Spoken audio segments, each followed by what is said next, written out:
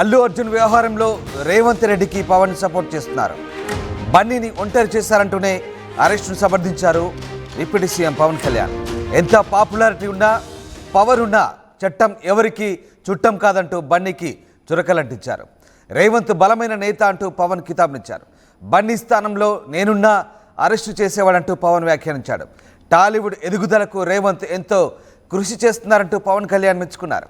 కూటమిలో కీలక నేతగా ఉండి కాంగ్రెస్ సీఎంకు సపోర్ట్ చేయడంపై చర్చ జరుగుతుంది. అయితే మొత్తం మీద అల్లు అర్జున్ వ్యవహారంలో రేవంత్ రెడ్డికి పవన్ కళ్యాణ్ సపోర్ట్ చేయడం ఇప్పుడు హాట్ టాపిక్గా మారింది.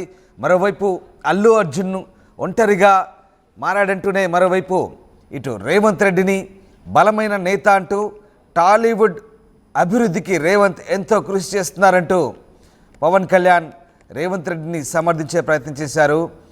బన్నీని ఒంటరి చేశారంటూనే అరెస్టును కూడా ఓవైపు పవన్ కళ్యాణ్ సమర్థించడం ఇప్పుడు ఆసక్తికరంగా మారుతుంది, హాట్ టాపిక్గా మారుతుంది.